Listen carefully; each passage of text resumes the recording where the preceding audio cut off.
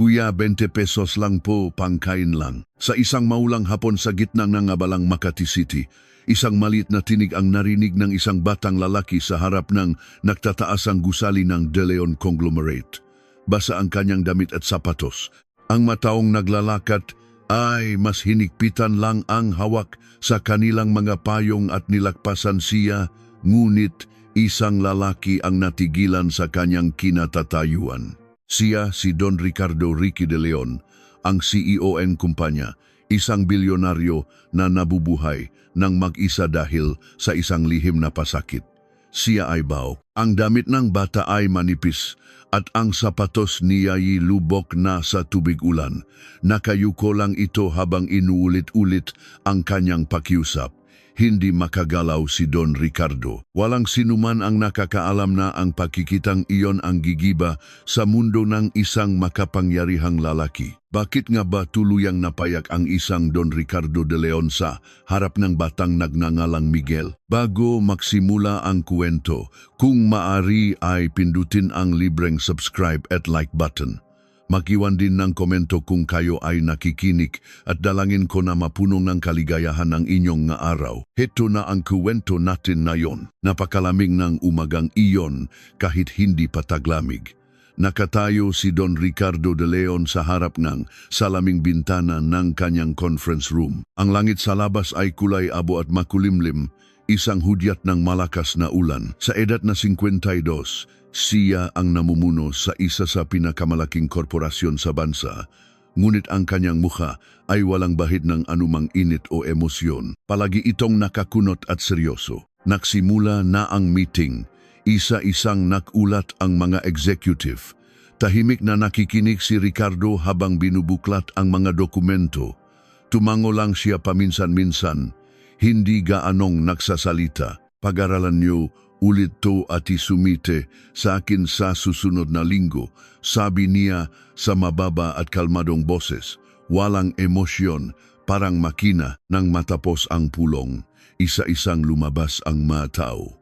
Naiwan si Ricardo na mag-isang nakatanaw sa labas. Ang madilim na ulap ay tila lalong bumababa. Huminga siya ng malalim. Sumakay siya ng elevator pababa sa ground floor. Pagdaan niya sa lobby at pagtulak sa revolving door. Tumama sa kanyang mukha ang maunang pata ng ulan, nagsimula ng bumuhos. Agad na lumapit ang kanyang driver, si Mang Berto, na may dalang payong. Sir, dito po tayo, sabi nito. Tumango si Ricardo at nagsimulang maglakad papunta sa sasakyan. Mabilis ang kanyang hakbang at noon niya narinig. Kuya, 20 pesos lang po. Pangkain lang. Isang maliit na boses ang kanyang narinig. Natigilan si Ricardo. Ang kanyang katawan ay kusang nanigas. Dahan-dahan siyang lumingon. Sa may pasukan gusali, nakatayo ang isang bata. Isang batang lalaki na siguro'y nasa 11 taong gulang. Nakasuot lang ito ngang manipis na kulay abong t-shirt. Kupas na ito sa kalumaan at may butas sa dulo ng manggas. Ang sapatos niya ay sira-sira na at basang-basa, maging ang buhok niya ay tumutulo. Nakayuko ang bata habang kinakausap ang nga dumadaan. Pasensya na po, 20 pesos lang po. Walang pumansin sa kanya. Yumuko na lang ulit ang bata at bahagyang nanginig ang kanyang mabalikat. Hindi makagalaw si Ricardo mula sa kanyang kinatatayuan. Maging ang pahinga niya ay naging maingat. May kung anong kumirot sa kanyang dibdib. Nanlamig ang dulong kanyang madaliri. Naalala niya ang araw na iyon, 5 taon na ang nakalipas. Nasa loob siyang klinika ng isang doktor. Inabot sa kanya ng doktor na nakaputing bestida ang resulta ng pagsusuri. Azoospermia po. Imposible po kayong makaanak. Nang marinig iyon ni Ricardo, tila nabingi siya. Nakikita niyang bumubuka ang bibig ng doktor. Pero wala siyang marinig, nanginginig ang hawak niyang papel. Kung gusto niyo po, pwede tayong mag-retest para masigurado. Hindi na kailangan putol ng doktor na tila sigurado na. Kinuha ni Ricardo ang mapapeles at tumayo. Habang naglalakad sa pasilyo, mahigpit niyang ikinuyom ang kanyang kamao. Mula nun, isinuko na ni Ricardo ang lahat. ang pag-aasawa, ang pamilya, ang pag-asang makaroon ng anak lahat ay binura niya sa isip. Kapag nakakakita siyang nga bata sa kalye, iniwas niya ang kanyang tingin. Kapag dumadaan sa parke at naririnig ang halahak ng mga bata, naninikip ang kanyang dibdib para siyang tumatakas, pero iyon lang ang alam niyang paraan para mabuhay. Takot siyang humarap sa isang bata. Sir, ang boses ni Mang Berto ang nakpabalik sa kanya sa kasalukuyan. Kumurap-kurap siya. Ang bata ay nandun pa rin. Mas lumakas pa ang buhos ng ulan. Dahan-dahan siyang naglakad palapit sa bata. Bawat hakbang ay tila napakabigat. Tumingala ang bata. Sa isang saglit, naktama ang kanilang mga mata. Sa mga matang bata ay may pinahalong takot at pagsusumamo. Agad din itong yumuko muli. Sa sandaling iyon, napahinga ng malalim si Ricardo. Sumakit ang kanyang puso. Pasensya na po, kailangan ko lang po talaga, nanginginig na sabi ng bata. Dumukot si Ricardo sa kanyang bulsa. Abutin na sana, niya ang kanyang pitaka nang bigla siyang huminto. Nanginginig ang dulo ng kanyang magadaliri.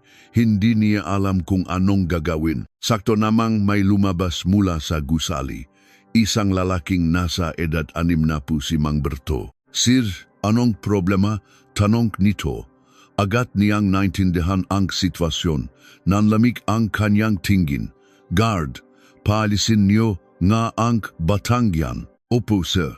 Lumapit ang security guard sa bata. Hinawakan nito ang braso ng bata. Hoy bata, bawal mamalimos dito. Umalis ka na. Pasensya na po, alis na po ako. Dali-daling yumuko ang bata. Nang damputin niya ang kanyang bag, dumulas ito sa kanyang kamay. Bumagsak ito sa semento. Kumalat ang laman, isang lumang kwaderno at ilang pirasong lapis. Ang kwaderno ay basa, naenehe ulan, at tila matutunaw na ang pabalat. Nakmamadaling pinulot ng bata ang mga gamit. Nanginginig ang kanyang mga kamay. Sorry po, paulit-ulit niyang sabi. Pinanot lang ni Ricardo ang lahat. Sinubukan niyang humakbang palayo, pero hindi niya magawa.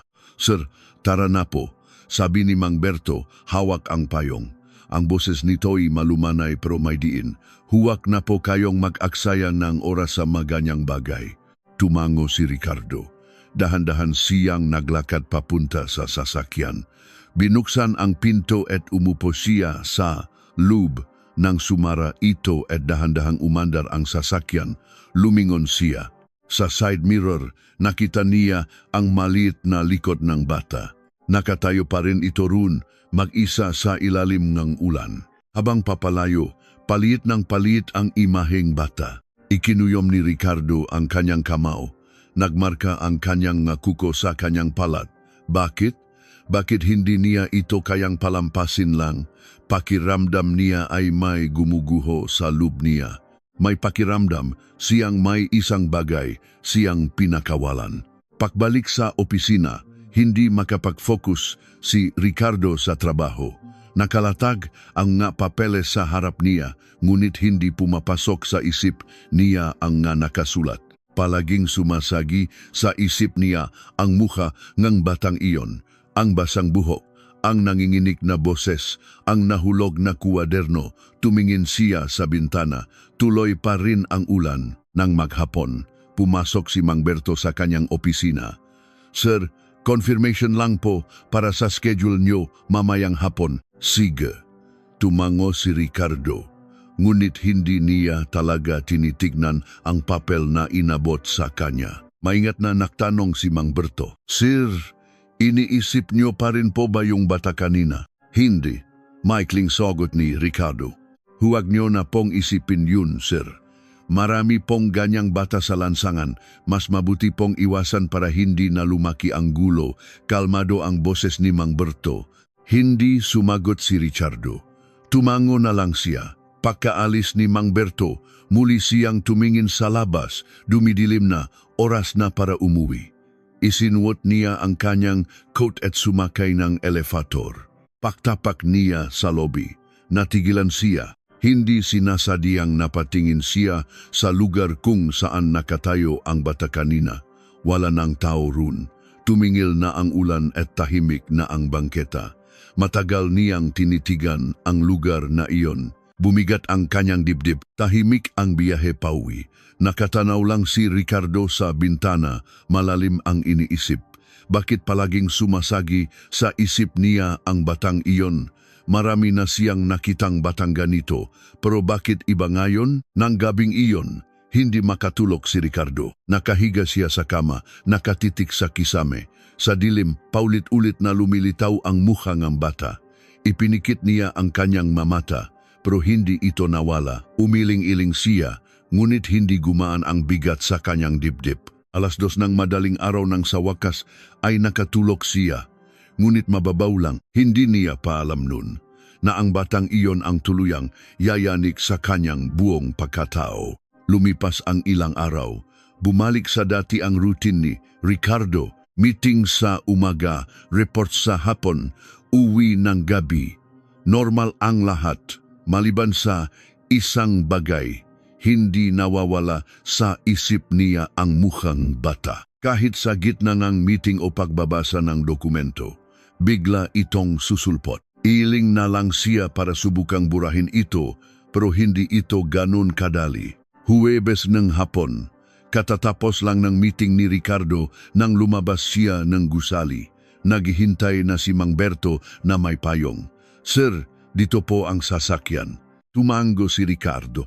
Aama na siyang humabang nang mapako ang kanyang tingin sa isang lugar. Nandun na naman ang bata sa parehong puwesto. Huminto ang pahinga ni Ricardo. Parehong-pareho ang itsura ng bata. Nakayuko, kinakausap ang mga dumadaan. "Pasensya na po, 20 pesos lang," mahina niyang sabi. Nilakpasan lang siya ng ngataw. Yumuko ulit ang bata at bumaksak ang kanyang nga balikat. Pinanot siya ni Ricardo. Nanikip ang kanyang dibdib. "Sir," tawa ni Mang Berto. Hindi sumagot si Ricardo. Dahan-dahan siyang naglakat palapit sa bata. Muli, bawat hakbang ay mabigat. Tumingala ang bata. Nagtaman na naman ang kanilang mata. Nagulat ito. Kuya, kayo po yung nung isang araw," nanginginig niyang sabi. Kinuha ni Ricardo ang kanyang pitaka. Kumuha siya ng 100 piso at iniabot sa bata. "Heto, talaga po, totoo po." Nanginginig na kinuhang bata ang pera. Yumuko ito ng malalim. "Salamat po, maraming salamat po." Ilang beses siyang yumuko. Pinanot lang siya ni Ricardo. May kirot sa kanyang puso. "Tama na yan, sorry po, natuwa lang po talaga ako." Namula ang matang bata, nangingilid ang luha, hindi na nakapagsalita si Ricardo. Tila may bumara sa kanyang lalamunan. Sakto namang lumabas ang security guard. "Hoy bata, ikaw na naman. Sabi ng bawal dito." Matinis ang boses nito. "Pasensya na po. Alis na po ako." Yumuko ulit ang bata at sinubukang damputin ang kanyang bag. "Bilisan mo, hindi ito lugar para sayo." Hinawakan ng guard ang brasong bata. Napakadiin. Aray, mahinang daing ng bata. Muling nahulog ang bag niya at kumalat ang laman. Lumang kuwaderno, putol na lapis, maliit na pambura. Napanood ito ni Ricardo. Kusang kumuyom ang kanyang kamao. "Hoy," sabi niya sa mababang boses. Nagulat ang guard at napalingon. Sir, pasensya na po. Ako na ang bahala rito." "Pero sir, sinabi kong ako na," maring sabi ni Ricardo. Yumuko ang guard at mabilis na umalis. Pinulot ng bata ang magamit niya. "Sorry po, dapat po nag-ingat ako." Lumuhod si Ricardo at pinulot ang kuwaderno. Gasgas ng pabalat at halos makita na ang glove. "Huwag po, ako na po." Inabot bata ang kanyang kamay. Iniabot ni Ricardo ang kwaderno. Nang magdikit ang kanilang nga kamay, nakita ni Ricardo ang kamay ng bata, magaspang at may dumi sa ilalim ng makuko. Kinagat ni Ricardo ang kanyang labi. Bumigat ang kanyang pakiramdam. "Sir," boses mula sa likod niya. Si Mang Berto. Anong nangyayari rito? Mabilis niyang tinantiya ang sitwasyon at tumigas ang kanyang mukha. Itong bata na naman, Sir, umalis na po tayo. Sayang lang po ang oras. Tumayo si Ricardo. Yakap-yakap ng bata ang kanyang bag. Nakayuko. Sorry po, kasalanan ko po. Sige na, umalis ka na at huwag ka nang babalik dito. Sabi ni Mang Berto sa bata sa tonong walang puwang sa negosasyon. Tumango ang bata at nagsimulang umalis. Bago tuluyang tumalikot, lumingon ito kay Ricardo. Ang mga mata nito ay punong pahingi ng paumanhin. Pinanot ni Ricardo ang papalayong likod ng bata. Nanlamig ang kanyang mga kamay. Sir, huwag niyo na pong problemahin yan, mahinang sabi ni Mang Berto. Kapag binigyan niyo pong yan, babalik at babalik yan. Mas mabuting baliwalain na lang. Hindi sumagot si Ricardo. Maya-maya, sinuri ni Mang Berto ang mukha niya. Sir, sakay na po tayo. Sumakay si Ricardo sa kotse. Dahan-dahan itong umandar. Tumingin siya sa labas. Wala na ang bata, pero ang imahe nito ay hindi maalis sa isip niya. At noon niya nakita, sa kabilang kalsada, sa isang waiting shed, may isang babaeng nakatayo. Siguro'y nasa late 40s. Nakasuot ng lumang coat, nakatingin ang babae sa direksyon kung saan umalis ang bata. May lungkot sa kanyang nga mata. May kinuha siya sa kanyang bag isang maliit na litrato. Hinaplos niya ito ng matagal. Kinagat niya ang kanyang labi. Nanginig ang kanyang nga balikat. Huminto ang sasakyan sa traffic light. Nakita ni Ricardo ang babae. Namumula ang mga mata nito. Mahigpit niyang niyakap ang litrato sa kanyang dibdib at yumuko. Nag-green ang ilaw. Umandar na ulit ang sasakyan. Paliit ng paliit ang imahe ng babae. Lumingon si Ricardo, pero hindi na niya ito makita. May kung anong bumabagabag sa kanyang dibdib. Pagdating ng Lunes, nagtungo si Don Ricardo sa ospital para sa kanyang taunang check-up. Habang naghihintay sa labas ng klinika, naalala niya ang nakaraan. Don Ricardo de Leon, pasok na po kayo. Sa loob, sinabing no doktor, maganda po ang resulta ng check-up niyo, sir. Ganun ba? Medyo mataas lang po ang blood pressure niyo. Bawas-bawasan po ang stress. Tumango si Ricardo. Nakatubili ang doktor bago magtanong. Sir, yung resulta po natin 5 taon na ang nakalipas. Naisip niyo na po bang magparetes? Nanigas ang kamay ni Ricardo. Hindi na kailangan. Pero kasi po, sir, isang beses lang po yung test at ang record po ay sinabi ng hindi na kailangan. Malamig niyang sagot. Hindi na nakpumilit ang doktor. Paglabas ni Ricardo, huminga siya ng malalim. Naalala niya ang lahat. 5 taon na ang nakalipas, kasama niya si Mang Berto sa ospital na ito. Sir, para sigurado, magpa-test na po tayo, sabi ni Berto noon. Pumayag siya. Pagkatapos ng 3 araw, bumalik siya para sa resulta mag-isa. Azoospermia po, imposible po kayong makaanak. Pagbalik niya sa opisina, nahihintay si Mang Berto. Sir, kumusta po ang resulta? Nakalinlangan siya bago sumagot, bawg daw ako. Nagulat si Mang Berto pero mabilis ding bumalik sa kalmadong ekspresyon. Ganun po ba? Hindi na po kailangan ng retest, sigurado na raw. Opo sir, hindi na ito nagtanong pa. Sir, mas mabuti pong huwag na nating ipagsabi ito kaninuman para na rin po sa kumpanya. Tumango lang si Ricardo. Itinago niya ang resulta sa pinakailalim ng kanyang drawer at ipinangakong hindi na ito titignan muli. Naniwala siya sa sinabingang isang doktor sa isang papel. Hindi na siya nagtanong pa. Ngayon, sa loob ng kanyang kotse, naalala niya ang sinabi ng doktor kanina. Ang record po ay, ano ang tungkol sa record? Umiling siya, ayaw niyang isipin. Pauwi. Nadaanan niya ang isang elementary school. Oras ng uwian, nakita niya ang mga nay na naghihintay at ang mga anak na tumatakbo para salubungin sila. Nagahawak kamay, masayang naglalakad palayo. Pinanood niya sila, nanlamig ang kanyang mga kamay. Nang gabing iyon, binuksan niya ang lumang drawer at kinuha ang resulta. Maalikabok na. Binasa niya ulit.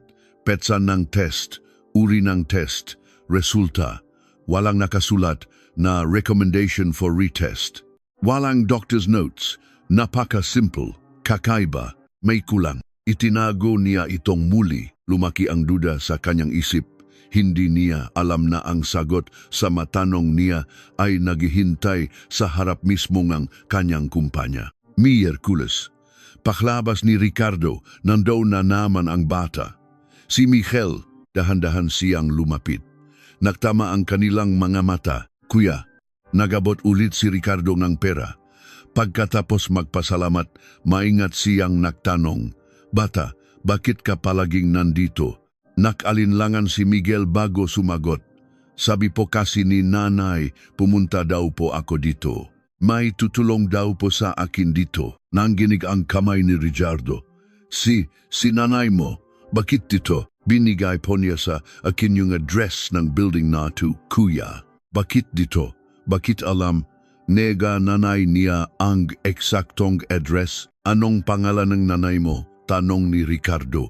Nanginginig ang boses. Sasagot na sana si Miguel ng, "Sir," isang matinis na boses. Si Mang Berto, mabilis na papalapit, matigas ang mukha. "Kausap niyo na naman po ang batang yan." Malamig ang kanyang boses, halatang nainis. "Sir, tara na po." Lumapit ito at tiningnan si Miguel mula ulo hanggang paa. "Hoy, bata, sinabi nang huwag ka nang babalik dito. Diba? Sa susunod, ipapahuli na kita sa pulis." Namutla si Miguel. Nanginginig ang kanyang ngalabi. Ikinuyom ni Ricardo ang kanyang kamao. "Berto," mainang sabi ni Ricard. "Po sir, hindi ba't sobra ka na sa bata?" Natihilan si Berto, ngunit bumalik din akat sa dati. "Para po sa inyo ito, sir. Kapag pinansin nyo yan, hindi na kayo titigilan." Tinitigan ni Ricardo si Berto, ang taong kasama niya sa loob ng 30 taon. Ngayon, ang mga mata nito'y napakalamig. Bakit ganito na lang ang galit niya sa bata?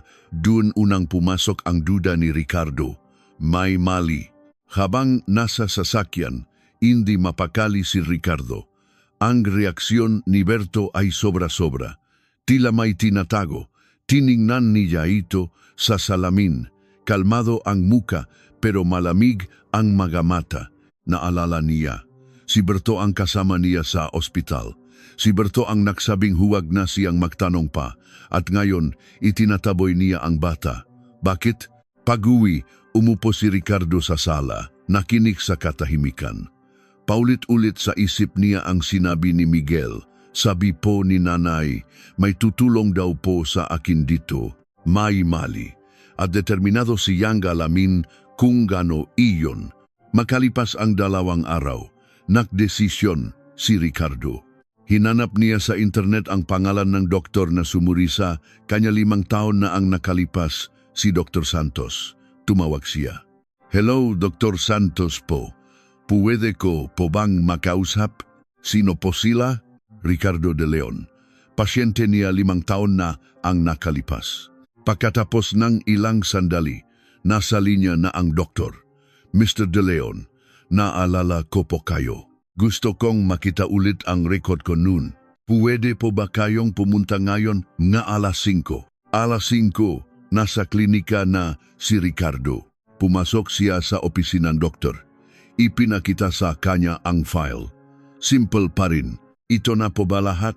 Tanong ni Ricardo. "Opo." "Kakaiba nga po, sir. Masyadong simple. Walang notes, walang recommendation for retest." Nanginginig ang kamay ni Ricardo. Ibig sabihin, hindi sigurado ang resulta? "Hindi po," tahimik na sagot ng doktor. "Hindi po standard procedure na isang test lang ang basehan. Ang totoo po niyan, sir, may pressure po mula sa labas nun." "Pressure?"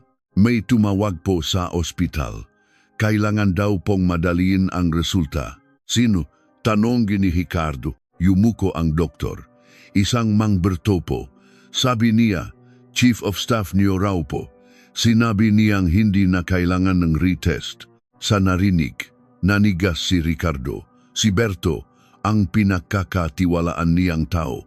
Minanipula ang resulta? Bakit? Pasensya na po, sir. Dapat po ay hindi ako pumayag, sabi ng doktor. Hindi makasagot si Ricardo. Pakiramdam niya ay gumuho ang mundo niya. Tumayo siya ng hihina. Puwede ba akong makpates? Ngayon, opo sir. Siyempre po, pagkatapos ng mabilis na proseso, sinabi ng doktor, makukuha po ang resulta sa loob ng 3 araw. Paglabas ni Ricardo, nanginginig siya sa galit. Bakit Berto? Bakit? Nasa kotse na siya nang tumunok ang kanyang telepono. Isang hindi kilalang numero. Sinagot niya ito. Hello, si Mr. Ricardo de Leon po ba ito? Boses, enigena isang babay. Ako nga, haling po ako sa DSVD. Tungkol po ito kay Miguel Reyes. Nang marinig ang pangalan, kumabok ang dibdib ni Ricardo. Anong nangyari sa kanya? Nasa pansamantalang pangangalaga po namin siya. Ang nanay po niya ay na-ospital at wala pong ibang kamag-anak na pwedeng kontakin. Kung wala pong kukuha sa kanya, ililipat po namin siya sa isang ampunan bukas ng umaga. Ampunan? Hindi. Hindi niya alam kung bakit pero hindi siya papaya. Pinatay niya ang tawag. Mabilis na hinanap ang address ng DSWD Center at pinaharurot ang sasakyan. Hindi siya pwedeng maghintay, hindi pwedeng mapunta sa ampunan si Miguel. Pagdating sa center, patakbo siyang pumasok. Si Miguel Reyes po, nasaan siya? Makalipas ang ilang sandali, lumabas si Miguel. Namumutla, namumukto ang mga mata, umiyak. Kuya, lumuhod si Ricardo at hinawakan ang balikat nito. Ayos ka lang? Umiling si Miguel at tumulo ang luha. Si nanay po, masama po ang lagay niya. Nasaan siya? Nasa St. Luke's po. Room kolme sa taakaksi. Hinaplos ni Ricardo ang ulong bata. Huwag kang mag-alala. Tutulungan kita. Hindi niya alam kung bakit niya sinabi iyon, pero sigurado siya. Tumingala si Miguel. May pag-asa sa kanyang nga mata. Talaga po. Oh, pangako. Mula sa center, dumiretso si Ricardo sa St. Luke's Hospital, Room 302. Pagdating sa harap ng pinto, hindi siya makagalaw. Huminga siya ng malalim at dahan-dahang pinihit ang doorknob. Sa loob, may isang babaeng nakahiga. Dahan-dahan siyang lumapit at nang makita niya ang mukha nito, nanigas siya. Si Isabel Reyes. Ang babaeng minahal niya 11 taon na ang nakalipas. Namumutla si Isabel, mas payat kaysa dati. Natutulog. Hindi makagalaw si Ricardo. Napaupo siya sa silya.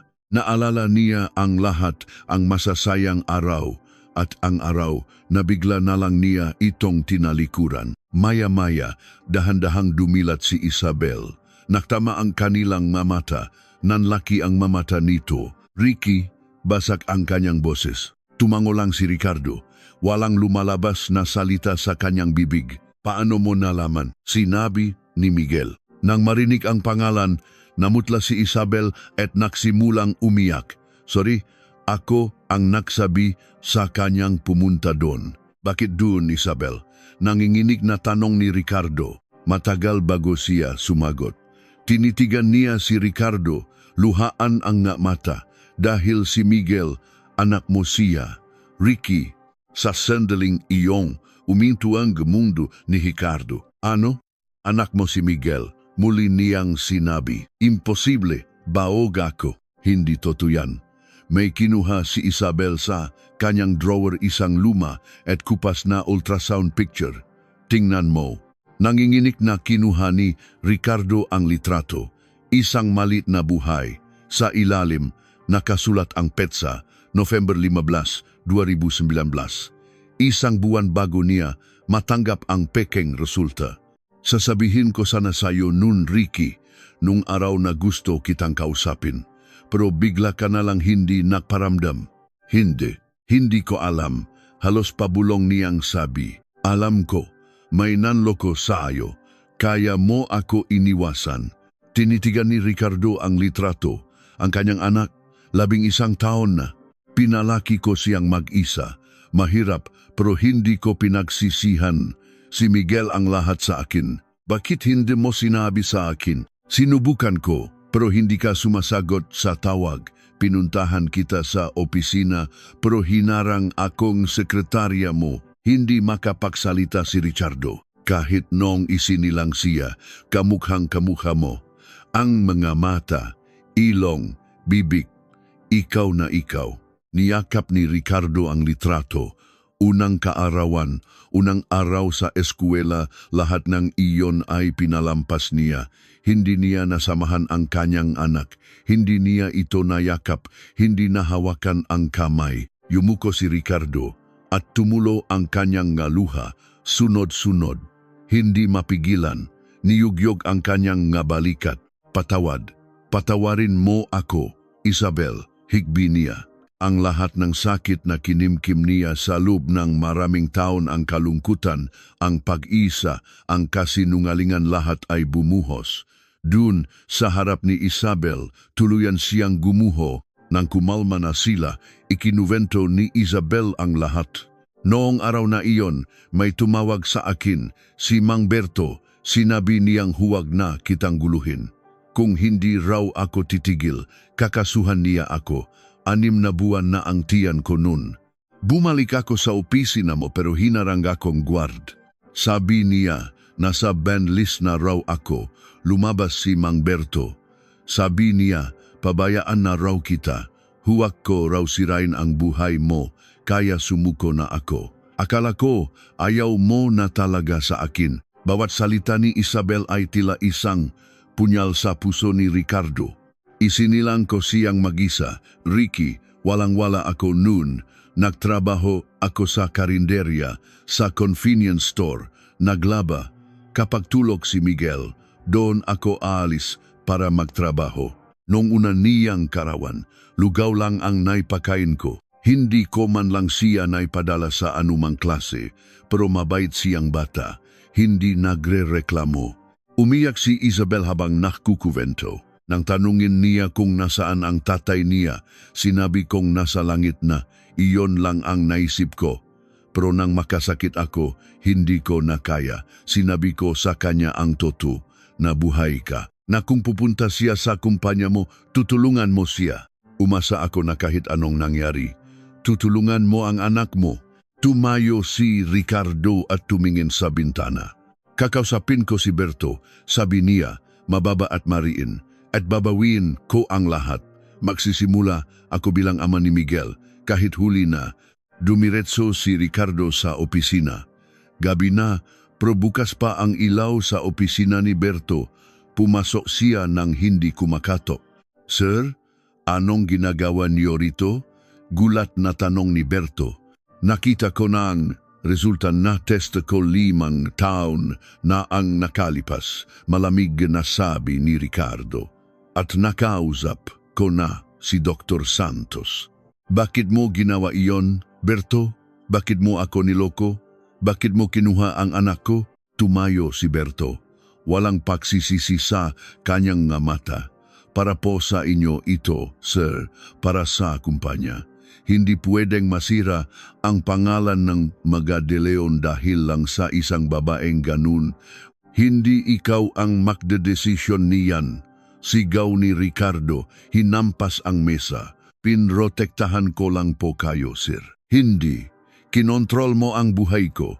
Kinuha mo ang pamilya ko. Ang 11 taon ng buhay ng anak ko. Sir, ayoko nang marinig. Mag-resign ka na, Berto. Ngayon din. Dahil sa 30 taon nating pinagsamahan, ito na lang ang magagawa ko. Umalis ka at huwag ka nang magpapakita sa akin. Tumalikod si Ricardo at hindi na lumingon pa. Bumalik si Ricardo sa DSVD. Sinong kukuha kay Miguel? Ako po, sabi niya. At sa unang pakakataon, naramdaman niya ang bigat at sayang salitang iyon. Ako ang ama niya. Pumirma siya sa mga papeles. Sa espasyo para sa relasyon, isinulat niya, Ama. Sa loob ng sasakyan, kinausap niya si Miguel. Miguel, ako ang papa mo. Nanlaki ang mga mata ng bata. Nagsimulang mangilit ang luha. Patawarin mo ako, anak. Hindi ko alam. May nanloko sa akin. Pero ngayon, nandito na ako. Gusto kong maging papa mo. Bumaba si Ricardo. Binuksan ang pinto sa likod at lumuhod sa harap ng bata. Mapapatawad mo ba si papa? Tumulo ang mga luha ni Miguel. Niyakap niya si Ricardo ng mahigpit. Papa, sa isang salitang iyon, gumuho ulit si Ricardo, pero ngayon dahil sa kaligayahan. Niyakap niya ang kanyang anak. Nandito na si papa, anak. Hindi na ako alis. Dinala niya si Miguel sa ospital. Pagbukas ng pinto, tumakbo ito kay Isabel. Nanay, nakita ko na po si papa. Siya po ang papa ko. Naluha si Isabel habang nakatingin kay Ricardo. Tumango ito. Nang gabing iyon, sa unang pagkakataon, makakasama ang tatlo bilang isang pamilya. Isang linggo ang lumipas, umuwi na sila sa bahay ni Ricardo. Wow, ang laki! Sigaw ni Miguel habang tumatakbo sa sala. Dito na po tayo titira. Oo anak, ito na ang bahay natin. Nakangiting sabi ni Ricardo. Nagsimula ang kanilang bagong buhay. Hinahatid ni Ricardo si Miguel sa eskwela. Sabay-sabay silang kumakain ng hapunan. Isang weekend, naglaro sila ng soccer sa parke. Isang gabi, lumapit si Miguel kay Ricardo. May dala itong isang papel. Isang drawing. Tatlong tao magkakahawak kamay. Sa ilalim nakasulat, ang ating pamilya. Naluha si Ricardo. Salamat anak, ito ang pinakamagandang regalo na natanggap ko. Gabi-gabi, tinititigan ni Ricardo ang kanyang mag-ina. Si Miguel natutulog sa kanyang kandungan. Si Isabel tahimik na nagbabasa sa tabi niya. Ang dating malaki at malamig na bahay ay napuno ng init at pagmamahal. 11 taon siyang nawala, ngunit ngayon nakauwi na siya. Dumating siya ng huli, pero hinding-hindi na siya alis.